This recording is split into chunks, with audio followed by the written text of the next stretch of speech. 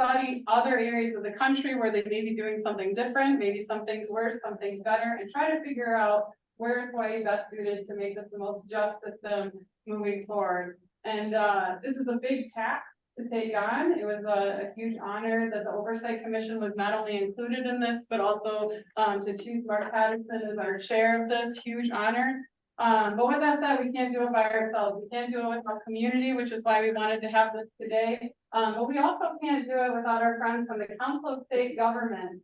So the Council of State Government is a nonprofit entity who helps states across the country looking at many, many different areas of criminal justice. But our two individuals who are here today from the mainland came to help us really kick off this task force and really ensure that we're focusing on data and not necessarily, I mean, opinions are important too, right? But really trying to focus on the data and taking some of the emotion out of this, because obviously sentencing on all sides can bring up a lot of different emotions. And so with that said, I wanted to introduce Jen and Carl from the Council of State Government, who are here to, chat with you, have an open ear to hear from you and your thoughts. And thank you both so much for being here and traveling for us.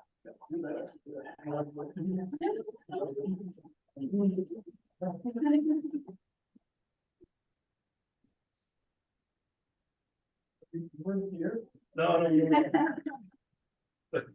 Thank you. This is great. Should I say something? Well, thank you all so much. It's really great to be here. Jen and I have never been to Hawaii before. We came straight from the airport. We're excited to be here. It's really cool for us, just from a tourism standpoint. But we're also really deeply interested in the kinds of issues that are coming up with this task force. And Jen and I work on these kinds of topics all around the country.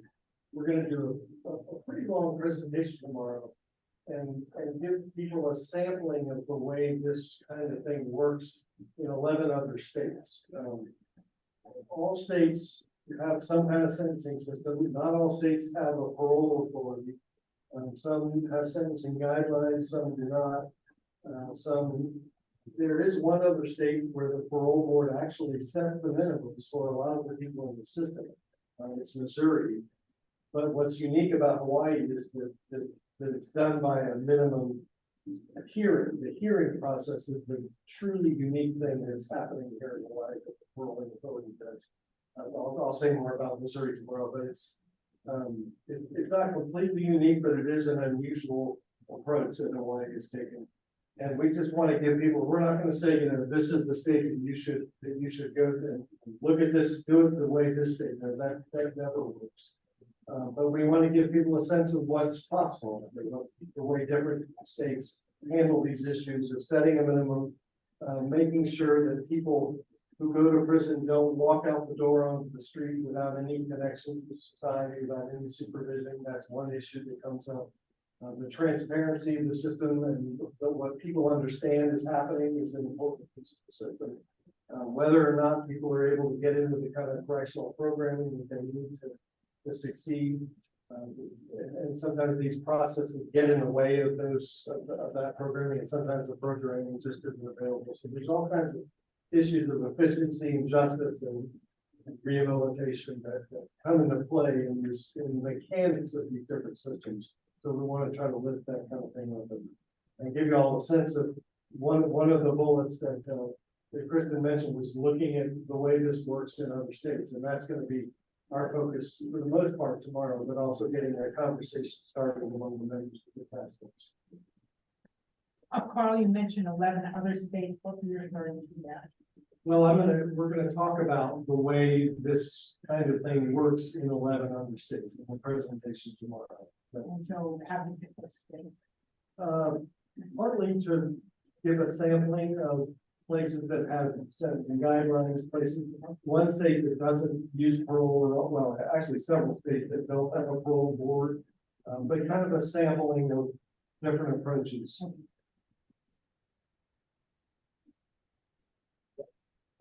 But I think tonight is a chance for people to give us an earful about how folks perceive it, the way it works here and now. Right? Deborah, did you want to say something? Yeah, I just wanted to thank you for allowing us to come to Hawaii to be able to help take a look at your system and help facilitate discussion and be able to share examples of how other states are doing things. You know, I am based out of the Seattle area, out of Washington State, and have worked at the Council of State Government for about 8.5 years on state level policy and taking a look at state systems, things around supervision, Department of Corrections programming, parole board decision-making, and reentry.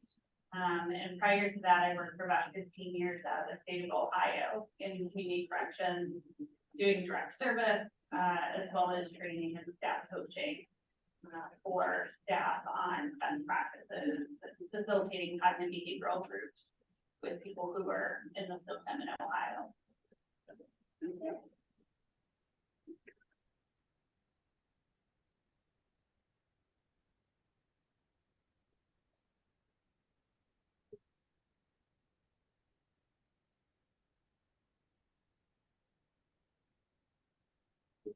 So how do we have a conversation around the sentencing here in Hawaii? You know, we don't want to have a talking head, but really open it up the question. What are our issues with the Hawaii Paroling Authority and the manner by which they are making the decisions on minimal sentencing? I wish Greg Fabiano was here. He was a representative who introduced it, and he was the one to talk to me about the commission taking all this responsibility. But I think the impetus, and I may be wrong on this, so if you know more, please correct me, was that there has been a lot of concern about the paroling authority, even though they have guidelines on setting minimums, not really abiding by them, and setting very long minimums on things. And I think that was the beginning of it, when it was really focused on the paroling authority setting minimums as opposed to. Right. One thing that I think is really going to be important to this is everybody understanding how the paroling authority works, what information they consider, and how judges work and what information the judges consider. Because I think people have a lot of wrong ideas about both systems.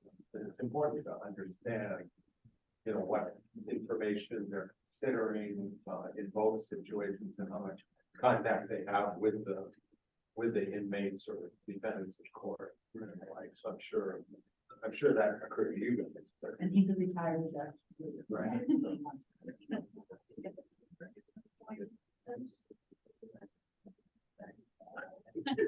There's those two comments. Thank you. Sam and Martha. Jennifer's going to share a little bit about how we look at the sentencing in Hawaii. Yeah. So I think to help facilitate discussion so that we're all operating on the same kind of baseline and foundation is to walk you through a little bit about how Hawaii's system is currently designed. And so around 1965, Hawaii shifted setting minimum sentences from the judiciary to the paroling authority. And so what happens is when someone goes to court and they have a felony offense that is sending them to prison, the judge sentences them to the maximum term of imprisonment. And then within the first 6 months of coming to the institution, the Hawaii Paroling Authority holds a hearing, which is similar to a hearing that you might see with a judge. So you have the ability for victims to testify at that hearing, prosecutors, defense attorneys, to be able to take a look at what is the minimum term of incarceration a person should spend with the Department of Public Safety. And so that hearing then sets the minimum term. And then once a person finishes their minimum term, that's when they become parole eligible. So then the Hawaii Paroling Authority then begins to be able to have a hearing on that case to determine if they should be released from the institution back into the community. And when the Hawaii Paroling Authority sets those minimum hearings, they have specific criteria that they're taking a look at to determine what the minimum term should be.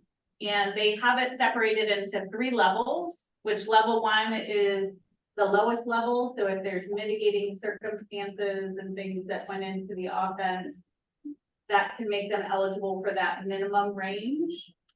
If there's, they have level 2, which is just kind of a normal typical range, and then level 3, if there's aggravating factors, that's gonna be the longest kind of term that they're gonna spend within the institution. And so, for example, if someone is sentenced to 10 years in prison, they might be, their minimum eligibility, I believe, is around 1.5 years to 3 years is that level 1 minimum eligibility, where they have to serve a minimum of 1.5 years before they could be parole eligible. And so this is a little bit different, as was stated earlier, than other systems where a person going into the institution would already know what their minimum term of incarceration is.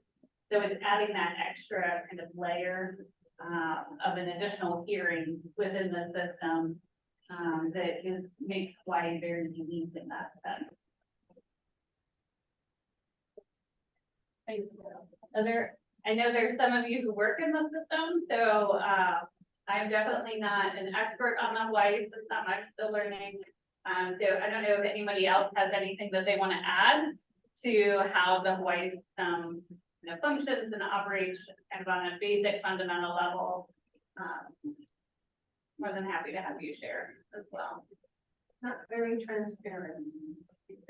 That's been a huge problem.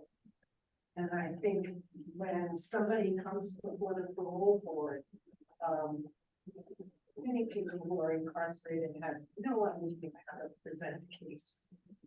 And they come up with handwritten stuff, and it's just, I mean, it really set people up for that.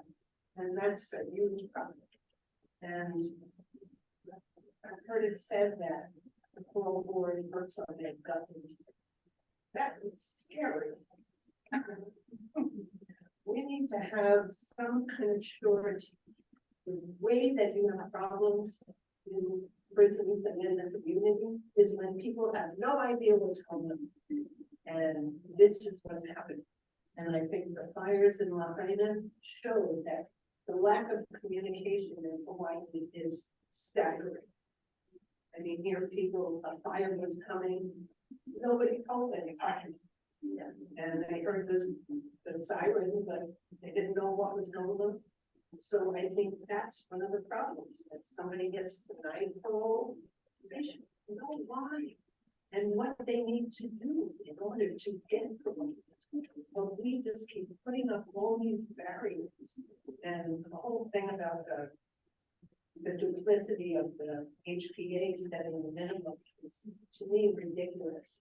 Because the judge has seen that person, has reviewed the case, he knows what he knows the case, and yet we turn it over to people who work on their gut instinct. That is frightening to me, and that's why there's so little trust from this system.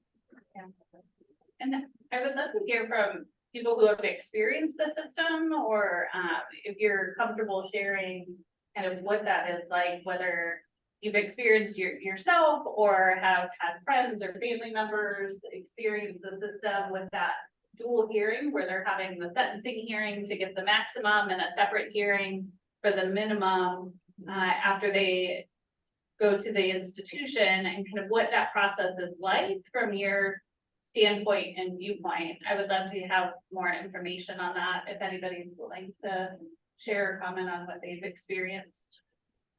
Yeah, I get my hand raised over here. Yeah, go ahead, Demon. Yeah, aloha. My name is Demon Kalaimanaole.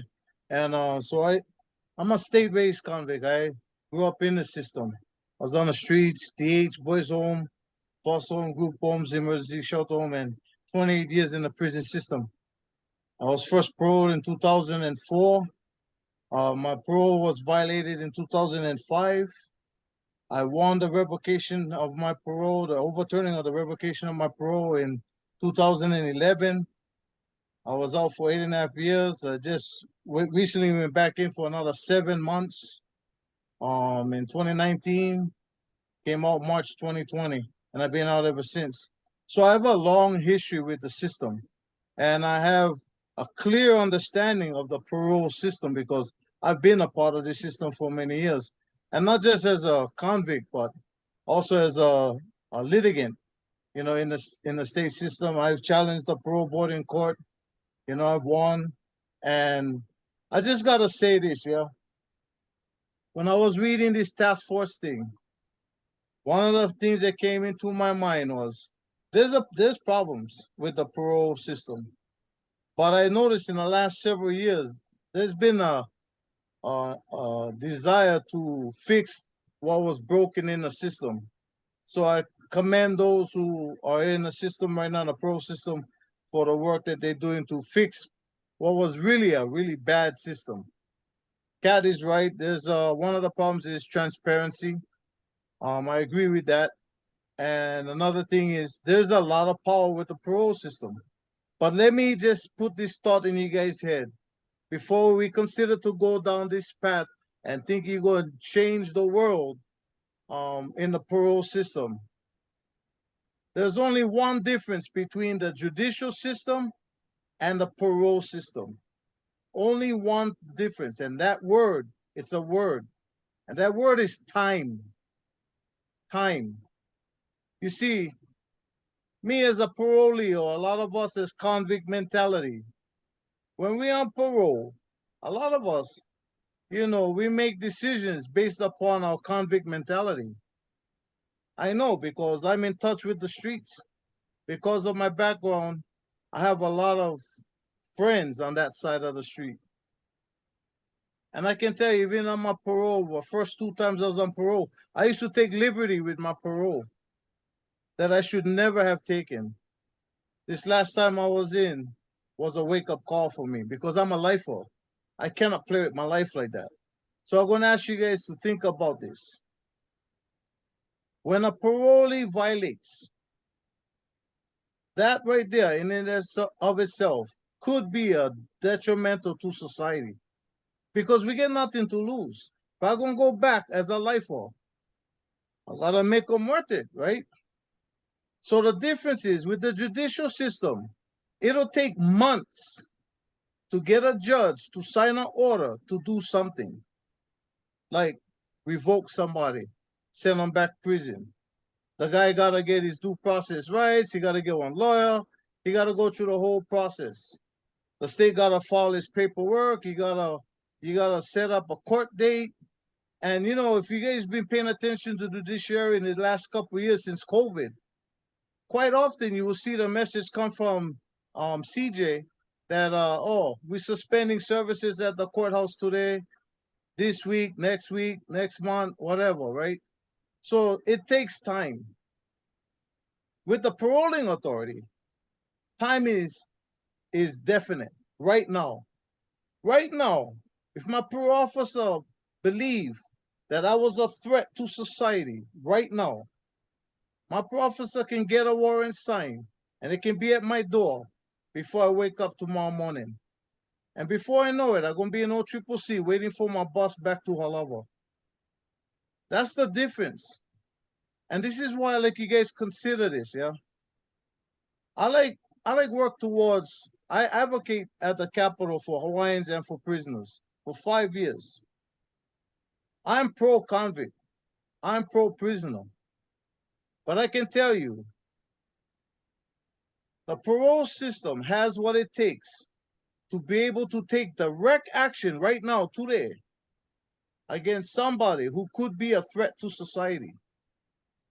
If you take this power and put it back into the hands of the judge, what the judge doesn't see is what the parole board sees. See, the parole board is consisted of civilians, and the parole board comes into the prison system. They talk to the ACOs, the wardens, the staff members, the nurses. The parole board has the power right now today to learn. When I come up for the parole hearing and I say, I've been a good boy, I did all my programs, but just last night I went knock out my roommate. I don't tell the parole board that. The parole board will learn that fact at the moment I go into my parole hearing to consider me for parole. That's something that the judges don't have. The judges only have what they see in the courtroom during the trial. What the judges don't see and hear is the day-to-day aspects of the parolee, or of the potential parolee. And they also don't see how we do on parole supervision. It takes weeks or months to be able to formulate all those reports and send it to a judge. It takes a matter of hours or days to do that with the parole chairman, the parole board, from the paroling authority officers. Because they're all in the same building, they all talk to each other, they all go lunch with each other. Even though they try to pretend in a hearing that they're two sides, they're not with each other. I was there, come on, bro. They all talk to each other. So I say, try not to tamper too much, because you gotta be careful what you ask for. If you want the judges to get that power, they're gonna be limited by what they're accessing. The parole board, as much as power as they have, is the front line to the safety of society. And I don't really like it, but it holds me accountable. It holds me accountable. And by holding me accountable, it allows me to reflect on my life. I just turned 59 and no more time to waste jumping around in the middle of the cell with some punk kid who just came jail, don't know nothing about prison. I want to continue to stay out, and I want to continue to help society and give back to society. So this is my gift to you. Think about time. If you're pushing for the judges to get all this power and take it away from the parole board, imagine that, what would happen then. That's my mana'o. Aloha. Demond. Thank you so much. I think what you shared kind of illustrates kind of a good point of, there's really kind of three things that the Hawaii Paroling Authority oversees. There's the minimum term sentencing, which is within the first 6 months of a person being in the institution. So they're setting that minimum term hearing. There's the release decision, which is that second point. And then there's parole supervision, right? And the ability to revoke someone from parole, as well as to release someone early from parole supervision. And so there's really those three touch points. The task force, HCR 23, is really just focused on the minimum term sentencing. So just that one touch point of setting the minimum term of incarceration for the paroling authority. As well as reductions in minimum. Yes. Because there are a bunch of, that takes a bunch of time too. Yeah. And pardons and commutation. Yep. And thank you. I oversimplified it a little too far.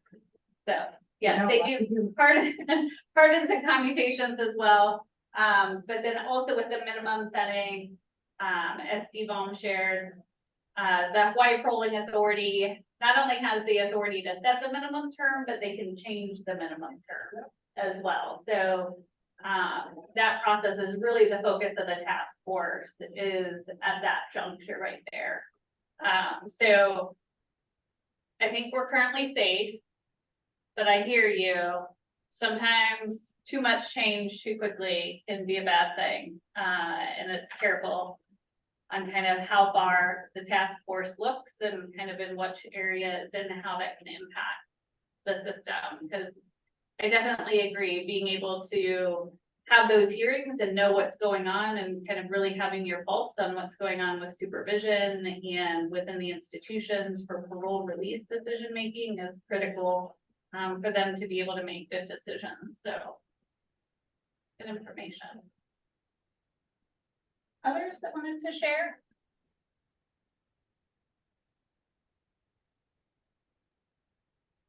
I see. Aloha, Okay. this is Kersha.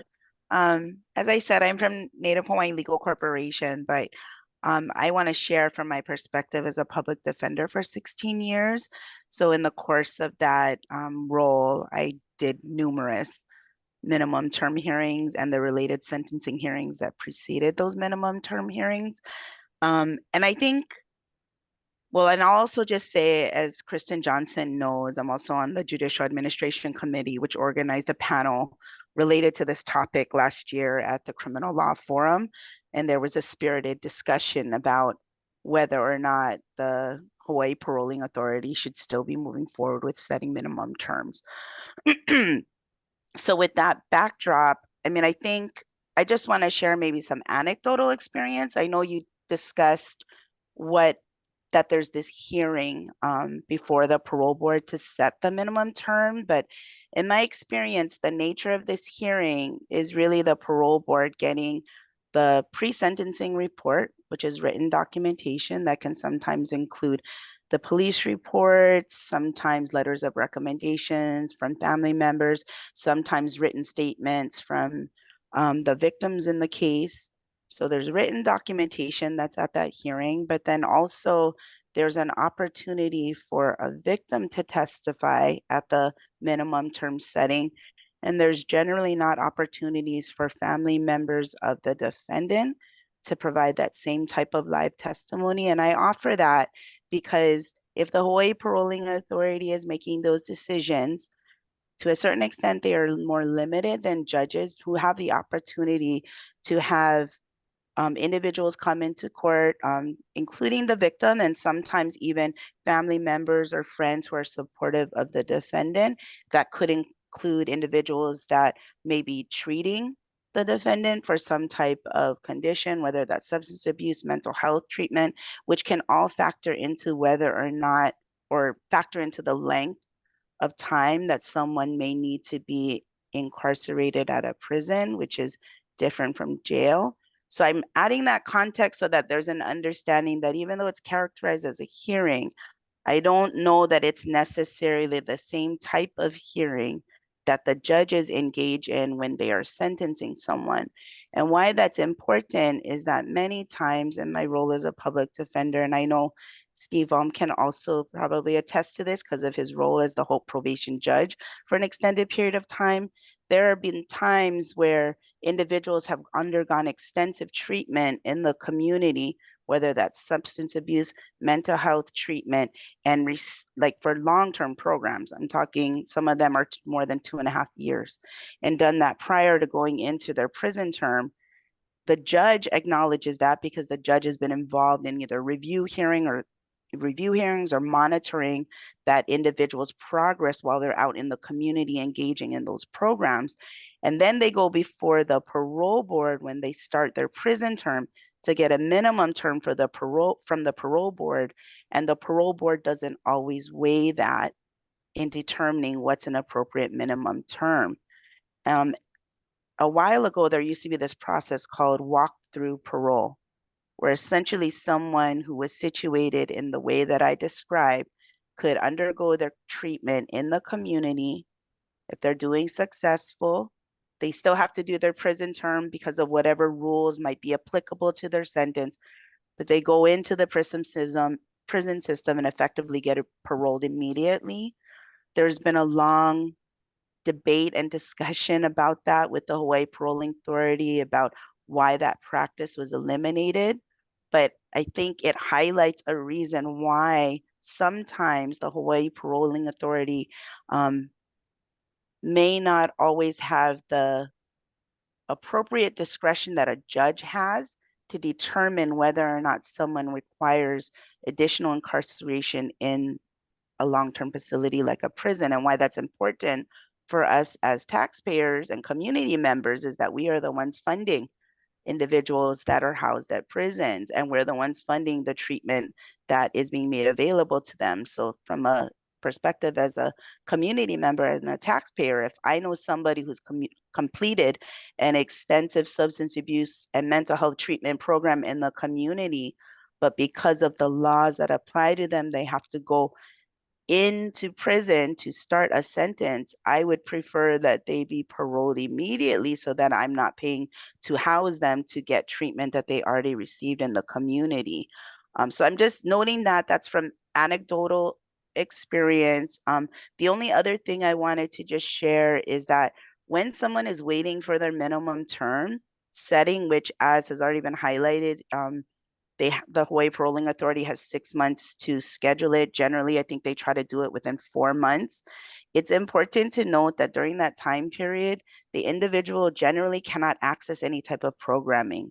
They're designated in a particular housing unit where they aren't able to access the rehabilitation treatment that we as community members believe that they are able to access in the system. So the idea that once you go into the prison system, you're immediately getting rehabilitated is not entirely accurate as far as my perspective and what I've observed. Additionally, when someone gets a minimum term setting, and for instance, if somebody has a 10-year prison term and they get a minimum term setting from the Hawaii Paroling Authority of 7 years, they are not going to be prioritized to go into treatment immediately because they're going to prioritize people who have minimum term lengths remaining that are shorter than that 7 years. So that means that the person is essentially doing dead time until they essentially come within a certain amount of time between when their minimum term expires before they can become eligible for parole, because generally the parole board will want the individual to finish their programming before they truly consider them from parole, even if they're eligible. So I'm not saying that it's completely flawed, but I certainly think there are things about the way the parole board and the paroling system functions that could be improved. And I do agree with what's been represented in the resolution, which really has to do with resources. If the court has the ability to set the minimum term and not the Hawaii Paroling Authority, that allows the paroling authority to expend more resources on things like managing their parolees, doing that type of close supervision to make sure that there can be immediate responses instead of, I think it was mentioned, 30% of the resources being allocated to do minimum term hearings, which are basically duplicative of what the judge is to a certain extent already doing through sentencing. I apologize for that being so long, but thank you for the opportunity to share. No, thank you so much. I appreciate it. You know, if I could add, we've tried to eliminate one of the problems that Kershaw brought up, that as a judge, it never made sense to me to have somebody go to treatment and then go do their prison term, like with repeat offenders. So we don't ask for that anymore, and typically I'll get a call like from Habilitat or Staten Island saying, hey, this guy is, just finished 2 years at Habilitat. Can you guys do something about it? And we'll agree to chop off the repeat offender, because the skills they learn in rehab are not the same skills they're going to be using in prison. So that problem should have been, taken care of, because it doesn't make any sense. Yeah. Sorry, Kavika, can I just chime in? I think that is exactly what highlights some of the issues, because I have seen that, Judge I still can't call you Steve. I have seen that, Judge as well, with as far as the prosecutor's recommendations, but then I think that's the problem, right? You could have both parties saying that this person is an appropriate candidate for an immediate parole, or maybe they waive it so they don't even have to go that way through the prison system, but then the paroling authority still retains the discretion to say, you guys might be saying this individual is an appropriate candidate to be in the community, but we can still set this minimum term at a higher amount. And I have had candid statements from former chairs of the paroling authority who have said, administratively, it is too challenging for them to do a walkthrough parole. So therefore, they don't ever do it, which to me highlights why looking at a different way to set minimum terms, whether that's through the court system or some other oversight for the paroling authority, would be beneficial.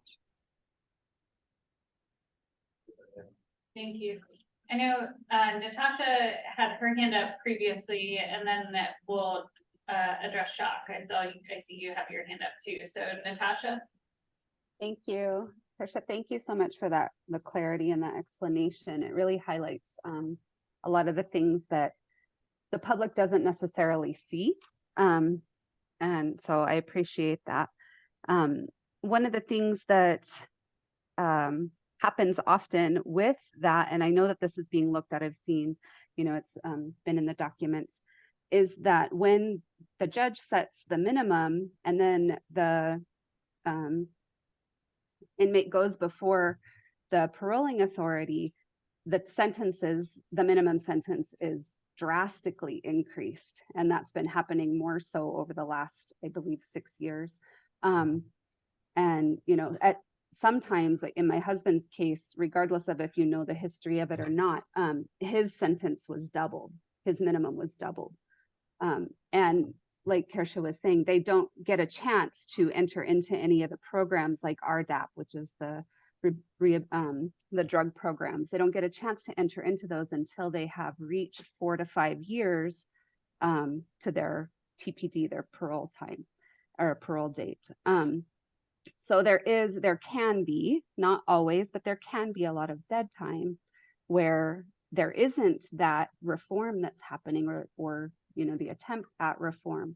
And then of course we see that would increase the recidivism, you know, and so it's just kind of a cyclical issue. If those who are doing the sentencing don't have the entire picture of the case itself.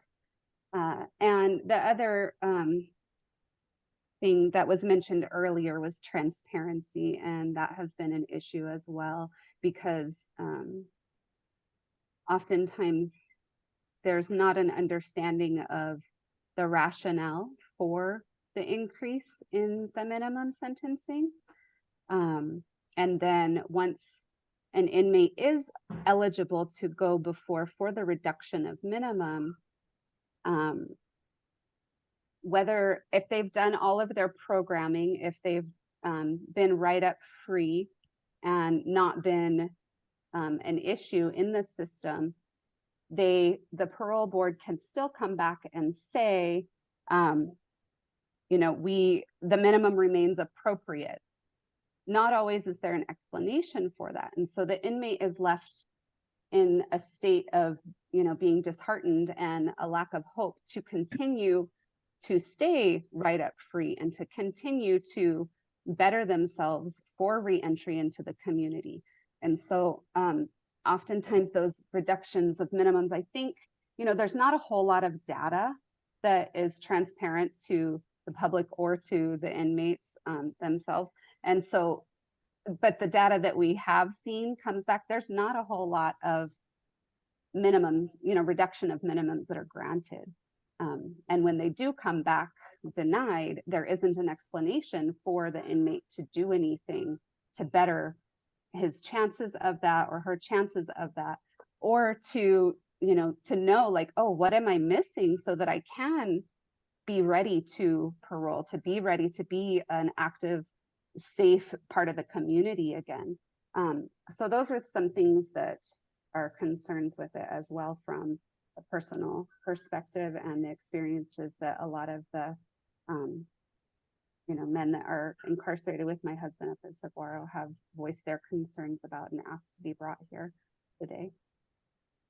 Well, thank you for your time. Thank you for opening it up to us. Yeah, thank you so much. And Shock, I see you have your hand up, so thank you for being so patient. Oh, you're currently on mute. Shook, is it Shook? Shook. Oh, Shook. Shook, you on mute? Yeah. Yeah, let's stop.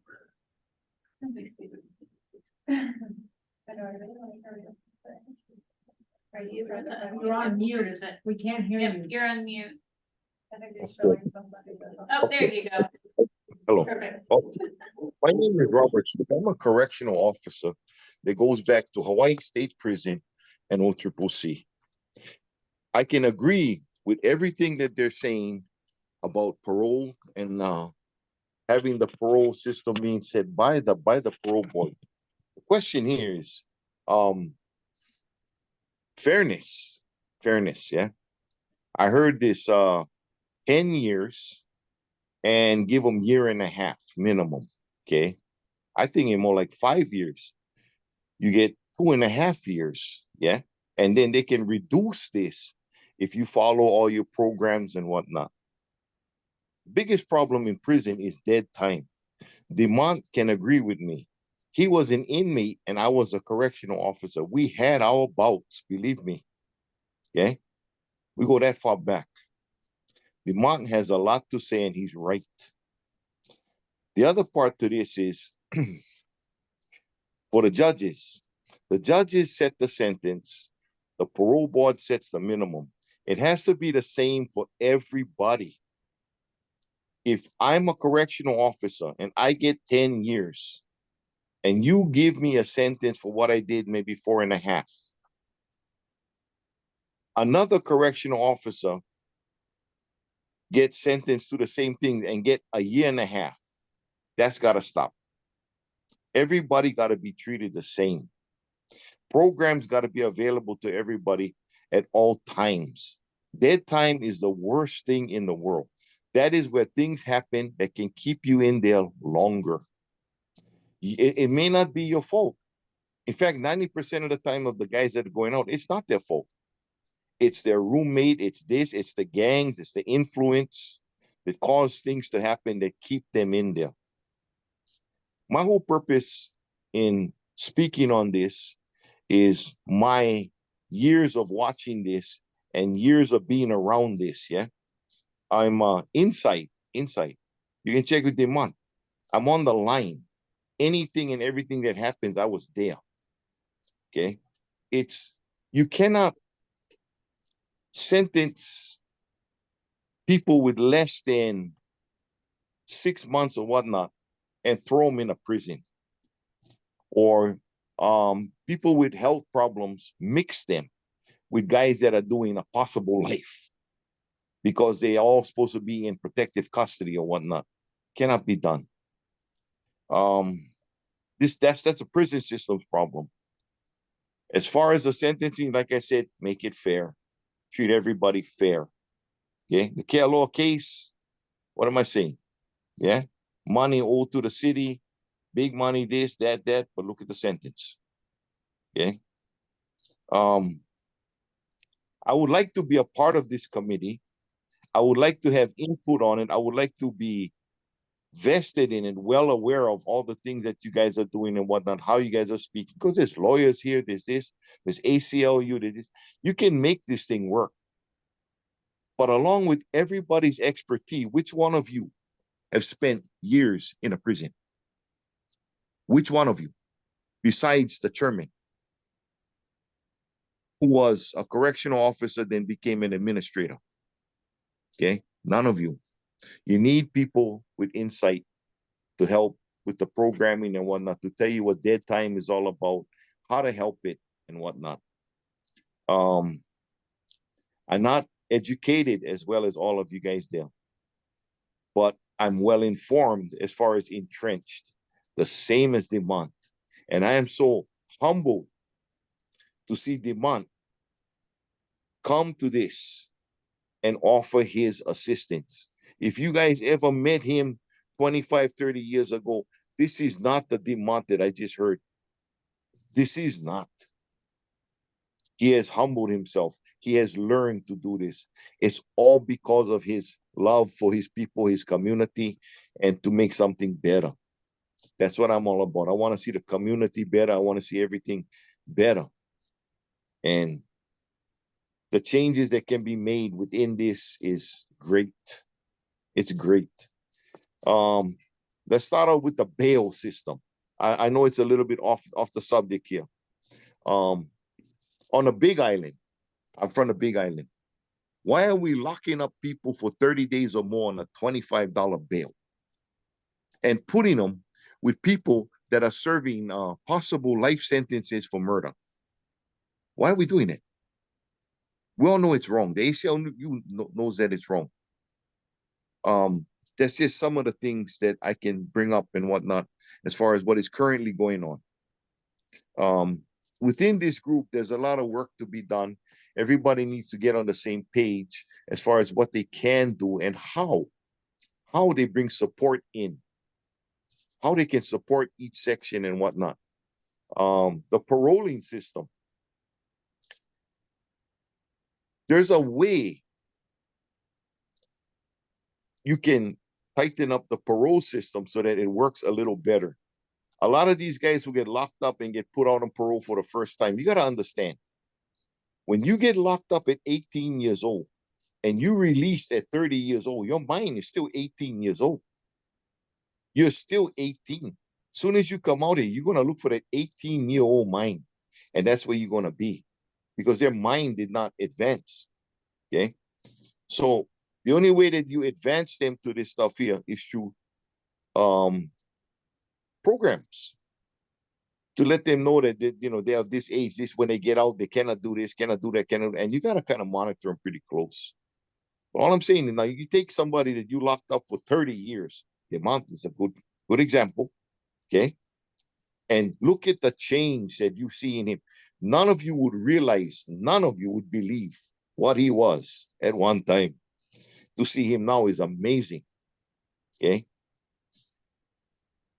Programs that help them know that they're growing up, that their grandpas, their fathers, they have children that they have to go home to, that they have to relate to, how to relate to, stuff like that, yeah? Everybody in here has family. You would like your family to be strong and worthy of anything that you can do. I want to help in strengthening the families. I have ideas. I have some suggestions on how money can be raised for programs, because that's the biggest thing here. We can talk all we want. It's going to come down to money. I have ideas of how money can be raised, you know, generally for the right purposes and whatnot. Yeah. If anybody willing to hear what I get to say, we can talk later on or whatnot and so on. Yeah. But programs, you know, policies got to change. Some policies got to change. And just be fair. Just be fair. From somebody that was there, that seen people come jail and sit in jail for 3-4 years and have not gone to court, you know, because somebody lost the paperwork. 3-4 years they sit there. Then, okay, we lost your paperwork, we're going to let you go. Okay. There's no program for him. There's nothing. And this happens constantly, you know. I can talk to you about murders that happened in prison. One as recent as 2018 in the Hilo jail. Yeah. Where they swished that one under the rug. It never happened. So all of these things that can come up that you guys can probably put around and whatnot on the sentencing, on the holding, on bail, you know. But I do believe if somebody's sentenced to 5 years, 2.5 is a good start. And it can be reduced from there if they complete all their programs and stay free. Okay. The hardest part is when they have that dead time when anybody else can come in and something can happen. So if they follow that program and whatnot, there's no dead time to it, they reach it, fine. You can cut them loose at 1.5 years. That sounds good on a 5-year sentence. But on a 10, no, you got to sit. You got to sit at least 2.5, because on a 10, if it's victim involved, the victim needs time to let go, the victim. And we're on an island where most times you release them, they go right back to where the victim was. You need to understand that. This is an island. I've seen it more times than I can count. I had more phone calls where people are released on parole and the house that they're paroling to is right across the victim's house. Yeah. Stuff like that need to be looked at, you know. That's why 2.5 years is enough time on a 10-year charge where they kind of like let this thing go, or maybe can, or whatnot. But, not on. Thank you, Robert, for the comments. You know, everybody, real quick, on the website of the Hawaii Correctional System Oversight Commission, we have a tab specifically for the task force. Yeah, so whenever we have these meetings and you have suggestions, you can send your responses or your comments to that website, and we'll review that, and we'll be able to get back to you with our answers or share it in the meetings as well. So that's the line of communication right now, as we are one day before beginning the duties of the task force, is to understand that the task force will be on the Hawaii Correctional System Oversight Commission website for your comments as well. Jess, did you have something to say? Thank you. Yeah, thank you so much to everyone who shared your mana'o and guidance. Just a quick clarifying question on what was just shared about the website and the process. Will these community input meetings then be ongoing, happening parallel to the task force? Or are you saying like from going forward, we'll connect with you virtually to get into the task force? Or are you hosting this space? A lot of the community input. Every month we have a meeting with the Hawaii Correctional System Oversight Commission. One of the agenda items will be HCR 23. Yeah, and we'll have discussions at that point on what in our commission meetings, we have opening testimonies on the agenda items at the beginning of the meeting. Then the commissioners will discuss the agenda. And then at the end of the meeting, the public can continue to give testimony on what they just heard. Does that help? Okay, thank you, Jess. Can I have a comment? Yes, ma'am. What Robert was talking about and what Pat was also talking about earlier is that we don't see fairness happening. And Robert was saying, have a correctional officer who's sentenced to 10 years and one gets a 4-year minimum, the other one gets a 1.5 years. And they're very similar, unlike. And I think it is the capriciousness that really disturbs a lot of people, that it's hidden and they don't know what's that. And for the inmates, there are guidelines, and we had a very progressive parole chair, Mark Olding, in the 80s, and he's the one that had the law passed that required guidelines. But what that law did not say is guidelines anymore. Doesn't I wrote a check to the And so Judge Foley is the one who drafted them. He was contracted at that point, wasn't a judge at that point. He was a former ACLU attorney. And they're very, we're talking about level 1, level 2, level 3. Criminal history is a big part of that too, as to where you fall those levels. But it was the whole idea that Mark had was to give people some idea that this is how we're going to be approaching your case, and it's all out the window now. They don't feel like that. Lawyers say they can't help their offenders because it makes no sense. Nobody's following the guidelines. So if we are going to have guidelines, put some teeth in it if they have to. Because they did put in the guidelines, Mark, Dan put in them, that if you don't go by the guidelines, you're supposed to have a written document, like you would in Michigan, Minnesota for the sentencing guidelines. No one ever does that. It's not meant for it. And they go from their gut. So fairness. So what is the mission of Hawaii Paroling Authority? Because I looked and I can't find a mission. I see tasks, but I don't see a mission. And I think that's one of the problems, because from the community, we look at the Paroling Authority as sort of a gateway to the community. So we're always puzzled why we keep getting left out of the equation, because the community is absolutely vital for somebody's success. So that's frustrating. I don't understand why HPA doesn't see themselves as a reentry.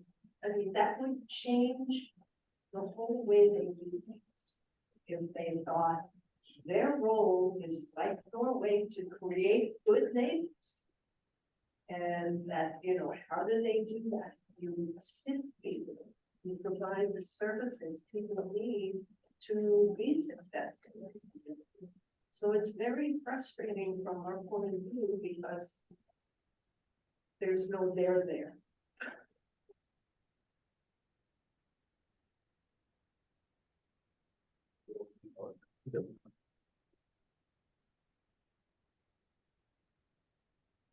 Point that.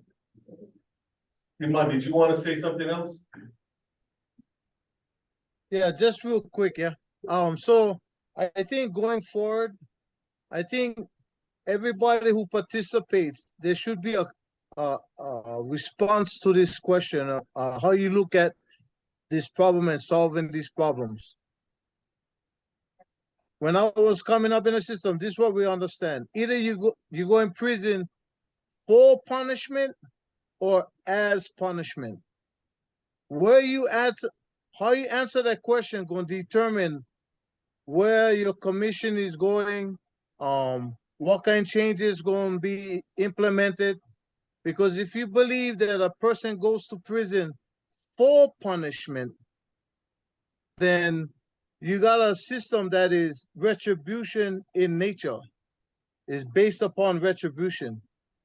If you believe that the person is going to prison as punishment for his conduct on the outside, then you have a chance to fix the system towards rehabilitation. So where your mentality is right now, in your own head, I just ask everybody to consider that two questions. Do you believe a person is being sent to prison as punishment or for punishment? You know, I raised in a system where the boys' home was a system for punishment. And I was like the third or fourth generation of gladiators that came out of the boys' home. And most of us either died or long-term convicts in prison because it was a breeding ground for criminals. It's no longer like that. Thanks to Brother Mark over there. I really appreciate all the work you done in the boys' home. It's amazing. If people saw where we came from to where we at now, they would blow their mind. But yeah, just to answer that question for yourself. What do you believe? And then that will allow you as a commission, as a body, as a whole, to determine what direction you're going to take this in. We can go all over the world with these questions. But those two questions going to determine who believes that the person is there to be rehabilitated or the person is there to be punished. And I'd like to be able to send a shout out to Bobby Shook over there because yes, he's right. We go way back. I have a lot of respect for that guy because he was there on the front line. Aloha. Thank you, Demond. Anything else? I'm sorry, that just really triggered something for me. I have a friend who went for an interview at the Paroling Authority, and she was told that they don't have punishment. Why do they think that? And why do we want people who have been experiencing torture to actually come back into the community? They're not ready. So to me, I think we need to rethink what is the Paroling Authority? What should they be doing? Shouldn't they be creating good neighbors? And shouldn't they be helping people to be successful? Instead of, they actually believe that their job is punishment. That's scary. That's scary for us in the community.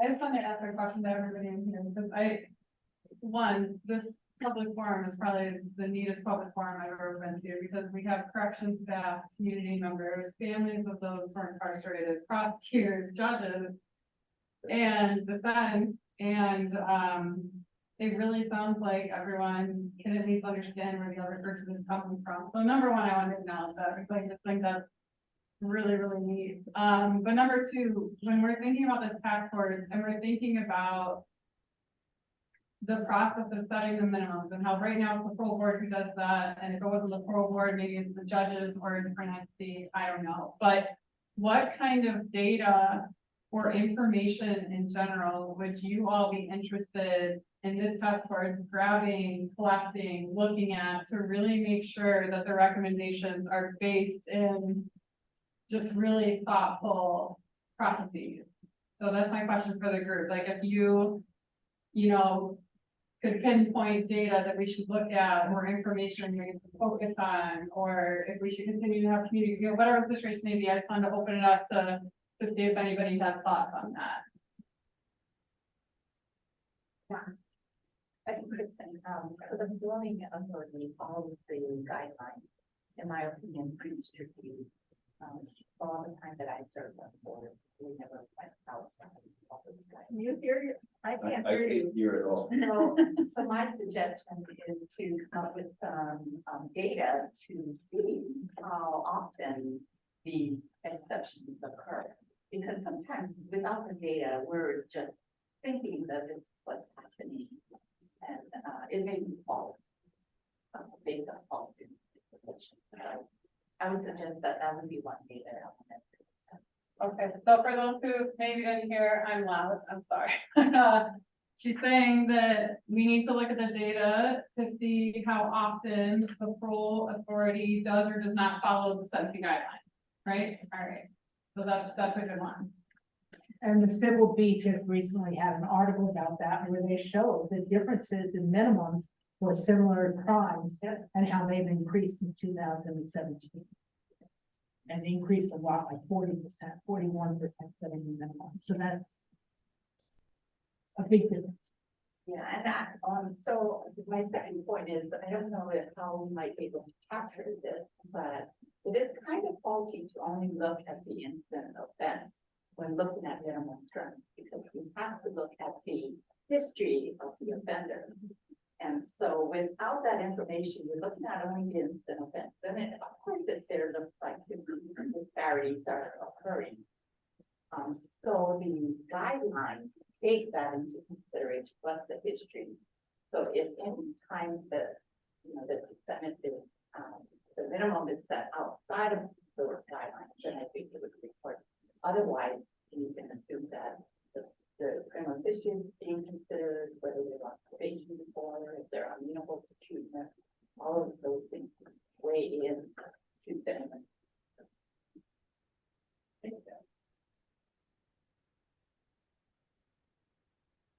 Now, another thing that's going to be looked at is, this is in the resolution, is the difference between mandatory minimums the judges set versus the parole minimum. And the judges have very little latitude in maximum. That's set by statute.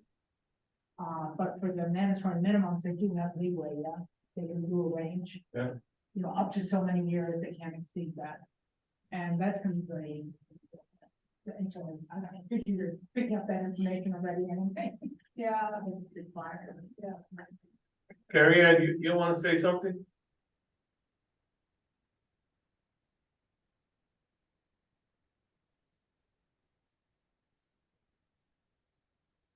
Aloha, everyone. Sorry for the delay. I have child homework background going on simultaneously with this meeting, so my apologies.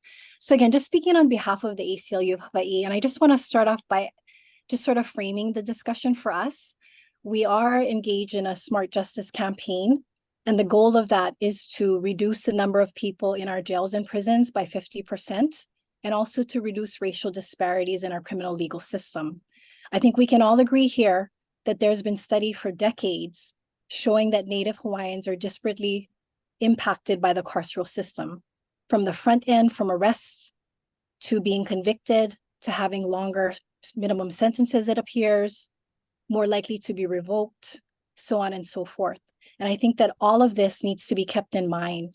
On the continent, there's racial disparities against African Americans, Latinos. Here, there's also racial disparities against Blacks, African American, Filipinos, other Pacific Islanders, but most predominantly Native Hawaiians. And so with that, that sort of begins our comments here, that if we are, I think there needs to be guiding principles for all the work that we do for the task force, starting up with decarceration being a goal. There's study after study that shows that incarceration is the most costly response to crime and the least effective. And yet we do not have wait lists to get into jail and prisons, but we have wait lists to get into treatment. We have limited reentry programs. So we are spending so much money investing into the very thing that's the least effective, which harms all of us. And this sort of policy lens is also informed by my background. I grew up born and raised on the island of Maui. I previously worked as a public defender for 1 year, but I also served as a reintegration program director on the island of Maui. And we worked with those who worked for the Department of Public Safety, staff, community, nonprofits, to show that there are alternatives to incarceration. And we need to start investing in what works and what doesn't. So first comment, and I'm going to kind of go bullet points because I know that other people want to speak. In terms of the process, I appreciate this community engagement. I think it's a really important start, but I'd ask that you not stop there. While I understand that this will be an agenda item on the Oversight Commission meetings on a monthly basis, I feel that that's still not a substitute in terms of having these task force meetings public to the community. Whether or not people can weigh in from the community, but there's precedent for that. The HCR 85 task force that looked at alternatives to incarceration held public community meetings. And that goes to the second point. Who's a part of this task force? Oftentimes, they're stakeholders from governmental agencies who are very important and need to be at the table, but not at the expense of the community. The community has solutions and we have resources, and this needs to be a collaborative process. And so I just encourage this task force to consider, as other task forces have done, having perhaps subcommittees where community members can be engaged and come from a solution-based lens. Third, we want to point out that there are other states that have implemented decarceration strategies through data-driven best practices and have reduced their overall incarcerated population from 8,000 people to up to 40,000 in California. And in California, decarcerated over 6 years. And we want to acknowledge that our criminal legal system has decreased. So there is less people incarcerated, but we still have more ways to go, knowing that our jails and prisons are severely overcrowded. And so Shook, mahalo for your comments. We need to start off with bail, but we can't stop there. So going to data, it is so important that we collect data from every single criminal law enforcement agency from the beginning to the end, police, probation, judiciary, parole, PSD. If you look at HPA's annual statistical data, it gives you some idea and you can go back and look at comparisons, but it's not to the level of depth that we absolutely need to gauge accountability, transparency, and how do we gauge progress moving forward. And I just want to highlight some examples. If you look at HPA, again, I haven't done the statistics comparison overall, but just looking at from some years ago to most recently, and I think Martha mentioned this, that the minimum sentences are longer, in some cases double than what it was 5, 6, 7 years ago. So why is it that we are, again, sending people to prison longer instead of shorter sentences at the cost to taxpayers? And just as a reminder, we're spending close to, I think it's over $80,000 a year, or near $80,000 to incarcerate one person annually, and we're spending less than $10,000 to incarcerate a child in our public schools, which shows that we need to refocus our priorities. Just an example, for theft second degree, some years ago, some of the minimum average terms are 3 years, some years ago it was 2 years. Some of these situations, again, examples, maybe 5 years, 10 years, it's almost double than it was some years ago. So we need to drill down and look at it comparatively. For the last 10, 20 years, what charges are going up and if any are going down? And if it's going up, why is that? Second, we need more specific data. We need to drill down. Let's break down this data and see who is being impacted by HPA decisions, looking at sex and gender, looking at age. Are we sending somebody who's already 60 years old to a 20-year sentence when we literally have had kupuna in prison, in diapers, die in jail in prison? Is that necessary for the parole board to set such a high minimum sentence? We also need to look at the racial demographics, because are Native Hawaiians still being incarcerated for longer minimum sentences than other racial groups? Because if that is, that's something that we need to address. And I would just say, let's look at the lessons learned from our youth system. And some of you are here today who have contributed that, from the judiciary to the community, to Mark Patterson and others. We decarcerated our youth system, not by building more jails and prisons, not by sending them to a parole board for youth so that they can set higher minimum sentences. We looked at transforming our system to focus on trauma-informed care and bringing the community together as to we know what works, because everybody who's inside is connected to some ohana. I've had family members who are on both sides of the court fence, people who work at MCCC and people who've been incarcerated, people who have gone into the system and come out, and I would argue with more trauma than when they went in. And so again, we need to take a step back and look at the larger overarching principles. And so I asked this task force to start off with these principles and let it be decarceration and let our youth system be an example. Just this past year, we celebrated 0 girls at our youth facility.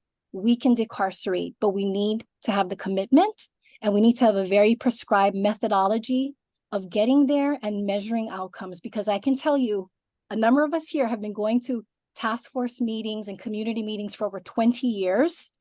And we all get excited. We come out, we testify. There are wonderful recommendations. And then the task force report collects dust. And just to illustrate this, 20 plus years ago, there was a study done by, it's right here. And I just want to read it and then I will end my comments here. It's called Parole Decision Making in Hawaii, Setting Minimum Terms, Approving Release, Deciding on Revocation, and Predicting Success and Failure in Parole. This was done by the Attorney General's Crime Prevention Research Statistics Branch, dated 2001. There's some recommendations in there that we're still talking about 20-something years later. So let's put our energy into what works, and we need to hold ourselves and the stakeholders, especially in the government, accountable. We can do it, but it's going to take a shift and a commitment. And we need to call out when people talk, I support reform, and they say the buzzwords. But then when you go to the Capitol and when you're introducing a parole reform bill that we and other members supported, and we hear from lawmakers and their staff that there are sidebar conversations telling them to basically hold the bill, which means to kill the bill, which means they don't truly support parole reform. But we can do it, and I hope that I can just end with the solutions are there, and it involves the community. Mahalo. Thank you, Carrie Ann. Tricia, you have something else to say? Just briefly, I kako what Carrie Ann shared about the specifically looking at data that focuses on Native Hawaiians impacted by the criminal justice system, but most specifically by the minimum term setting processes. As you know, Hawaiians compose 20% of the community, but disproportionately reflected in our criminal justice system. So that data, I think, is vital and important to understanding the overarching and competing factors that contribute to where we are at with respect to this system. But as far as specific data, I think it would be important for the task force to look at minimum terms for property offenses versus violent offenses. If you just lump them all together and you're just looking at minimum terms, or even breaking it down by individual category of offenses, but that type of data I think would be helpful. Because there might be reasons why a minimum term for somebody who commits a violent offense is higher than someone that commits a Class C felony offense, and they're categorized as a level 2 for guideline purposes. There might be a reason why someone who has a Class C violent offense has a higher minimum term within that range, but looking at that data and parsing out those details would be important. I think it would be important for this task force to also look at when the court reduces mandatory minimums and what the parole board's minimum term that they set in response to the court's minimum term, that would be helpful. A lot of the times courts, they have the discretion when there are substantial or significant mitigating circumstances. I can't remember the specific term, but they have the discretion to reduce mandatory minimum terms under certain circumstances, and oftentimes they do. And that's not always reflected, or the parole board does not always implement a minimum term that is supportive and consistent with the court's objective as far as reducing the mandatory minimum term. And there are a lot of factors that the court has to consider before being able to do that, because it's a deviation from our statutory guidelines. The last thing that I would suggest to the task force as well is to look at how often reductions in mandatory minimums are being granted by the parole board, especially if that is being contemplated as one of the things that the courts would be in charge of. In order to get a reduction in your minimum term, you have to serve at least a third of the time. So there's a problem like chicken before the egg. If they're getting long minimum terms and you have to wait a third of that time before you can apply for a reduction, we're still incarcerating people longer than potentially necessary. All of those things should be looked at from the perspective of different demographic groups, so that data and that transparency can be made available to the community so that advocacy can happen where appropriate. Mahalo. Okay. Go ahead. Hi. I am not an experienced member of this group. I just came here because my sister-in-law asked me. But it really touches the core with me, because for me, when you ask what is prison for, I say it's for punishment. When you have someone who has never been reported for domestic violence, speeds on his partner such that she kills herself, and abuses his own children, he's coming up for a felony charge. I say someone like that needs to go to prison for punishment. He's 50 years old, he could have fixed himself. He told us he has issues, he's got anger issues, blah, blah, blah, and he did nothing. Our daughter committed suicide because of years of domestic violence. Child welfare gave the children back to this man. We are now raising our grandchildren because he hit on the boy. That's why I asked him to leave the room. At 13, he's tall, but he's 13. It's a felony when you assault a child below the age of 14. So coming here was just kind of happenstance. But this is the reality when, if he is even convicted of a felony, then now I'm learning it's going to be for you folks, and it's the way it is now for minimum sentencing. Someone like that needs to, when you make a minimum sentence, you've got to consider this. So when you look at his record, he is clean. He threatened to kill our daughter and the kids. She never reported him, so his record is clean. How does something like that get into the sentence this person appropriately? And that's what I worry about just by hearing all of this. Lawyering is this fairness, that fairness, let's rehabilitate. I'm sorry, I think no, it's for punishment. Someone like that needs to be punished when he could have fixed himself and he didn't. And our daughter is dead because of it. So, pardon me, but I just thought I had to say something because there are real lives at stake here when you talk about, oh yeah, he's going to be sentenced to, but let's let him get out in a year and a half. He lied in family court. He said he's undergoing halfway through the service plan, the child welfare proposed. They told him he didn't need to go to domestic violence training. We found out from the social worker he has not gone to any service plan training. So this is a man who was given an opportunity by child welfare to improve himself, right? Because the law of the land in child welfare is family reunification. That's the goal of child welfare. 587H. I'm not a lawyer, but I know a lot of this legalese stuff. The goal of the state of Hawaii is to return children. He's done nothing.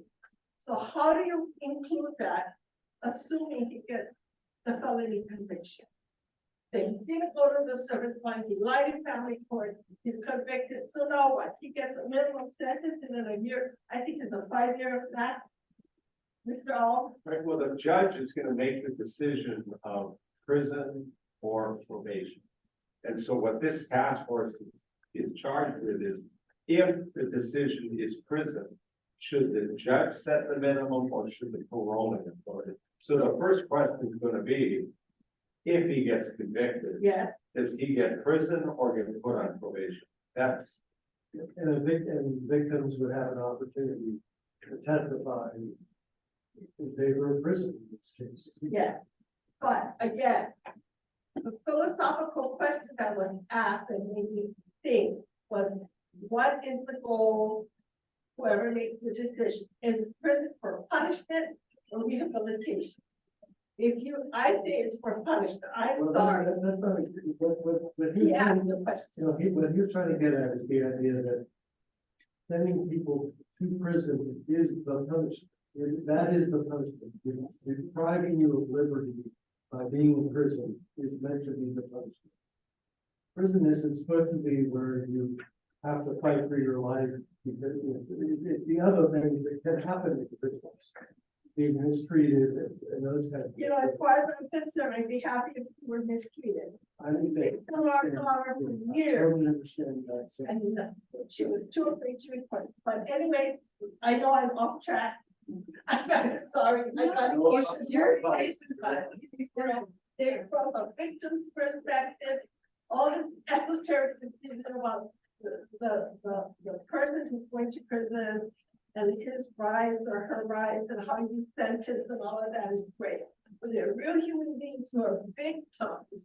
Why they also have been forgotten in some of this stuff. And one of I appreciate you sharing a little bit of your story. That takes a lot of courage and heart. And then, one of the concerns that has been raised as we've been preparing for the task force meeting tomorrow is the impact of that bifurcated decision on victims. And, having to testify at sentencing for that maximum sentence, and then, having to go through that process almost essentially again within that first 6 months to set the minimum hearing and what impact that plays on victims and with the re-traumatization that can happen through that. But anyway, thank you. I didn't mean to send you all off track, but No, thank you so much for sharing. I wanted to say that my sister-in-law is very brave to say her story. And her daughter was my delicacy. Yes, last night we took the children down to the natatorium. We did a late protocol. It was her birthday.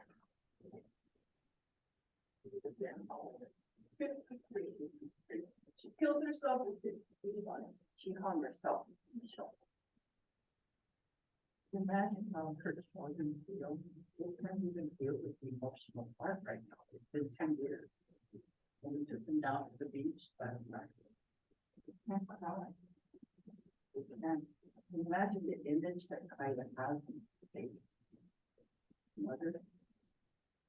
I'm social work for 40 years. I worked in the corrections. I've worked in the sex treatment center. I've worked with victims working. Such a complex issue you folks have to deal with. I don't even know how you do it. I've always admired a lot of your work. My cats, marks. But the bottom line is it's funding. You talk about data. You're not just going to get somebody from school social work I graduated from help you go out and do data collection. When you look for data as a researcher, it's not transparent to the system. My daughter's an epidemiologist at UH West. She tried. She can't find hardly anything. How are you going to make decisions without good data? You better have good people to collect the data and decide what type of data to collect, how it's going to be used in decision making. The legislatures need to understand data. They need to understand. Somebody like my daughter teaching at the school is going to say, I'm going to spend half of my time doing data for correction. You're going to have to give grants. The legislature doesn't understand that. Just like they don't understand to fund good programs, rehabilitative programs, substance abuse, mental health. Mark has put in some wonderful programs in the system, but I'm sure it's not without. He didn't have tons of money to do it. We've got volunteers like Melina Kalatipuri over at the Women's Group, my colleague, that goes in there dedicated to working with the women. Women that go in and help with writing skills, hula, So I remember talking to a woman out at the Hawaii, one day when I visited them. She was a meth addict, teeth all meth mouth. Dancing hula, she got a baby. She came up to me and said, and I'm with them. I have not used meth since I could take the hula. Oh, why? I know why I started because it teaches me something to live for, structure, happiness, and I stopped meth, and I got my baby back. This man is an addict. He can smoke the buffalo all day, all night, growing and selling it. Meth. He has mental health problems. I think he's bipolar. And nobody's picked that up in the system. How can you really be rehabilitating stuff? He's not going to. The kids see their dad smoking pot day and night, driving smoking pot down the North Shore. We're worried about the risk to them. Are they going to do it? How is it going to do it? We're worried about the suicide risk. 50% of kids, a certain group, are high risk for suicide. People worried about that. You can go on the internet.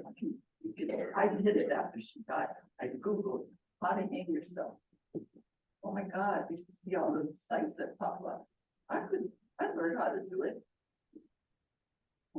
But these kids are smart on the internet. They can find anything they want.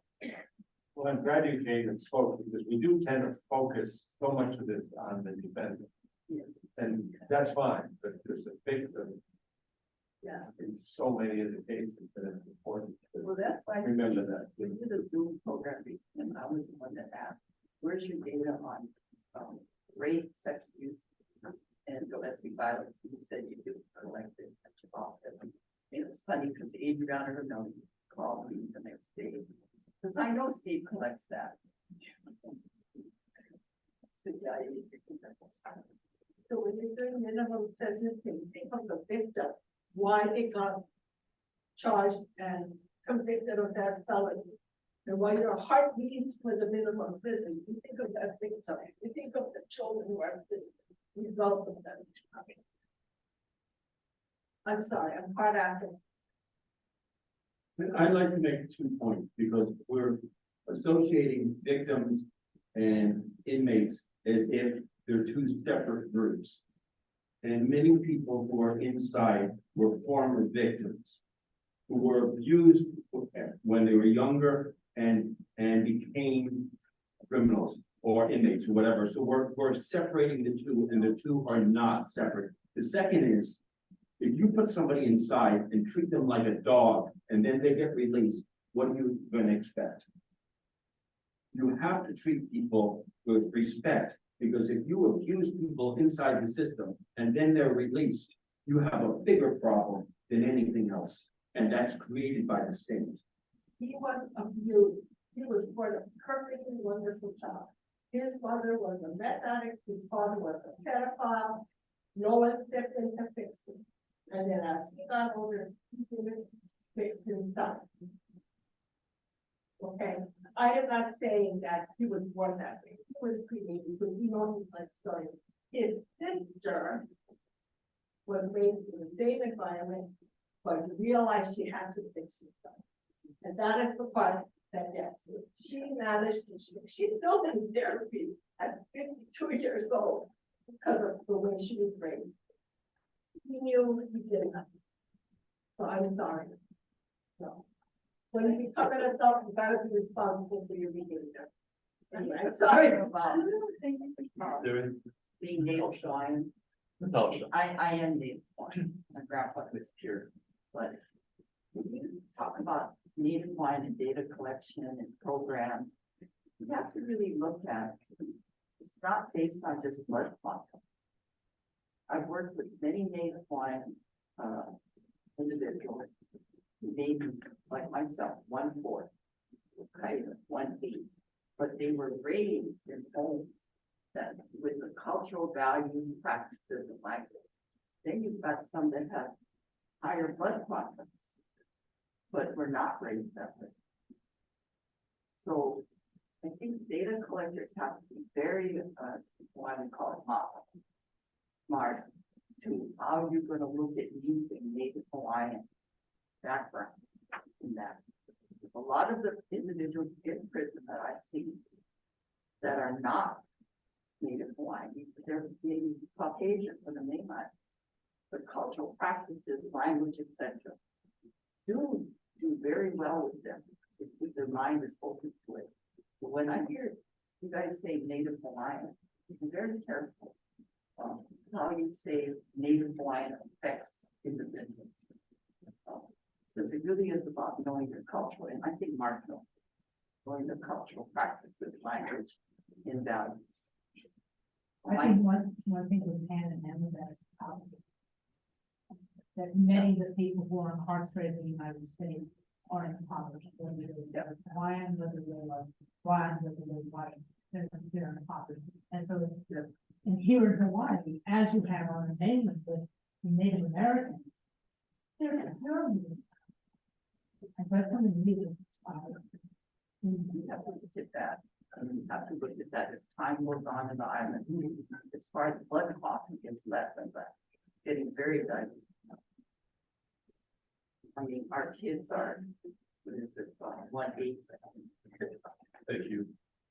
Natasha, do you have something you want to add?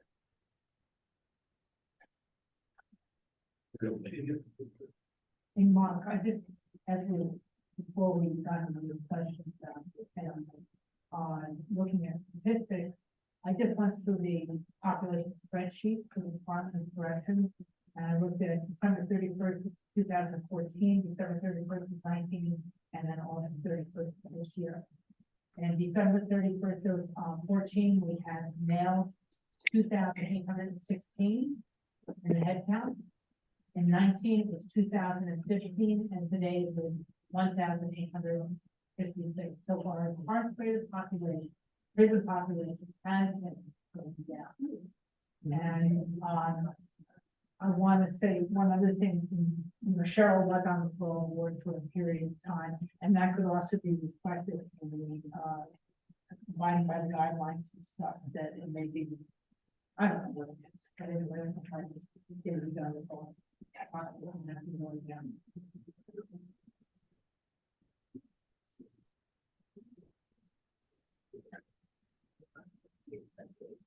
I'm gonna ask, as we approach the 7th hour, any more remarks or comments from the internet community?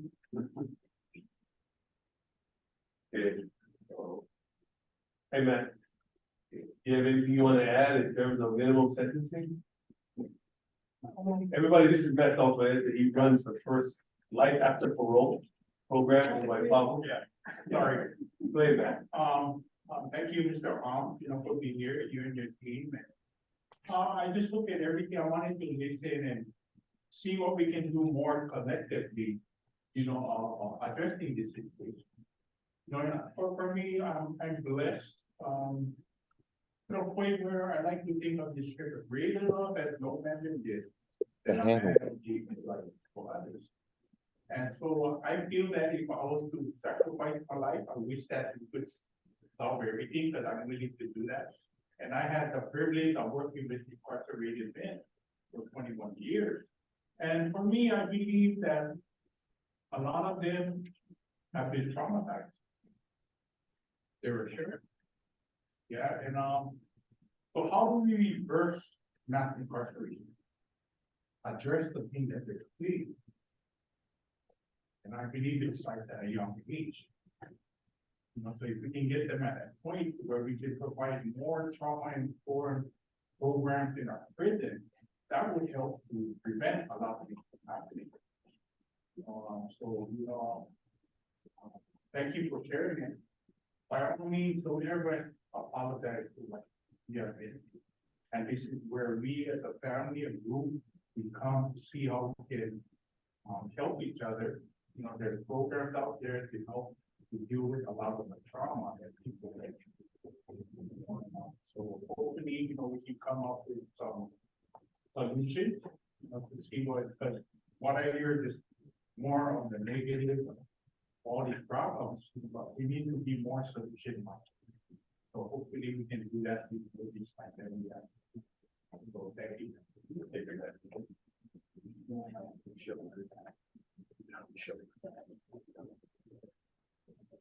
Okay, sure. We got 5 minutes before we end. Go ahead. Keep it short. Can I hear you? You're still on mute. All right, brother, very fast. For the cultural part, very nice, very nice. For the spending, 80 million to 10 million for the kids, very stupid. The kids are the future. You want to change something, you got to start with the future. What you have now is something in the present, which you can change. That remark that Demont said, how you look at them, those questions, that's the perfect way. You need to change the attitude. You can see prisons on TV. You see what happens in there. That's no lie. Okay? That's no lie. The question here is, do we continue down this path? Or do we change the way we look at things? And it starts with the kids. Put another 10, 15 million dollars to the kids. Educate the kids. And you'll have less problems. Like the lady that said, 20 years she sat on these committees. 20 years with all of this paperwork. And nobody did nothing. Enough with taking the money and putting them the wrong way. Put it where the thing's supposed to go, to the future. I like to end with that. Thank you guys. Everybody had everything, a lot of good things to say.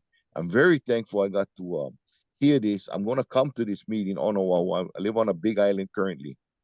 And I would like to sit in and whatnot and just meet some of you people.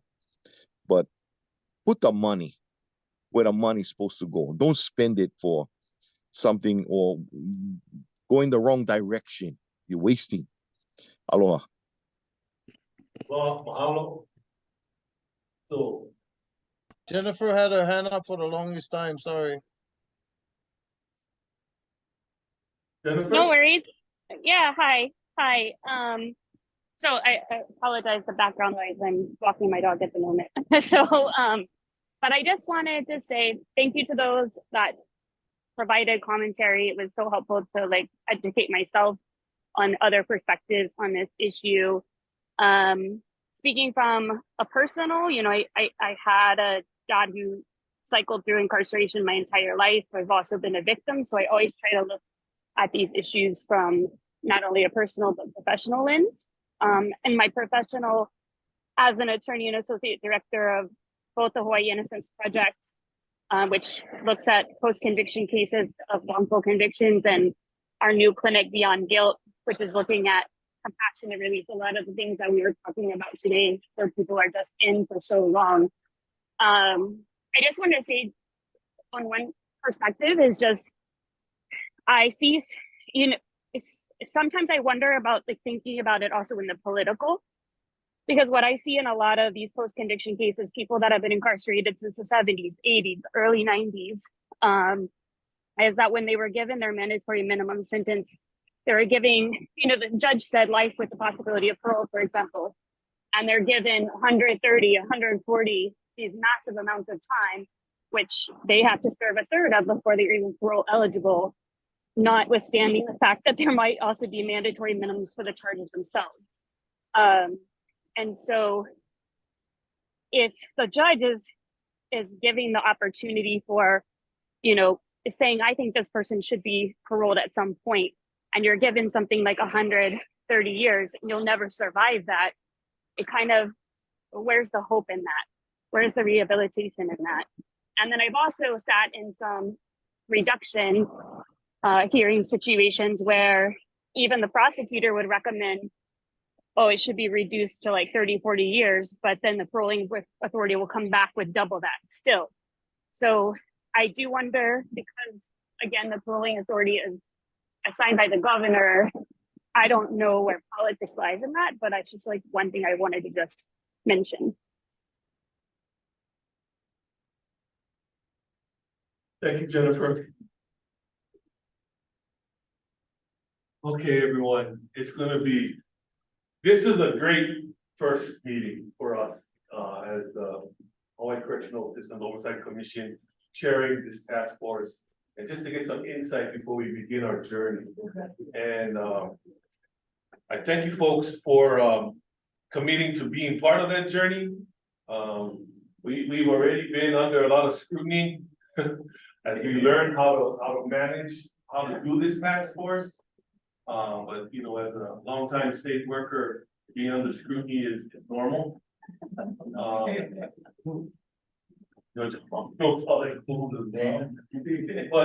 you know, everything is of value to us today. And as you can notice, me and Christian, we were taking a lot of notes. Yeah, and we were, and to truly understand that we're focusing on the setting of the middle. Judges or Hawaii Paroling Authority. Yeah, in some cases, you know, when we look at the retribution factor in terms of punishment, is really court level. The maximum sentence they get, that's punishment. Yeah. Once it leaves the judge, it's up to the rest of us to figure out how long is it gonna take us to rehabilitate and put back into the community. Yeah. And so that's how a lot of us look at it at one point. Are they going there for justice or for punishment, or are they going as punishment? Yeah. So thank you for all your comments. We're going to continue to have these meetings and have conversations around the direction that we're going to. And I'd just like to thank you all for being here, participating. Don't forget the Hawaii Correctional System Oversight Commission website, HCR 23 tab for your comments, and our commission meetings for comments. So aloha and thank you for coming tonight. Mahalo.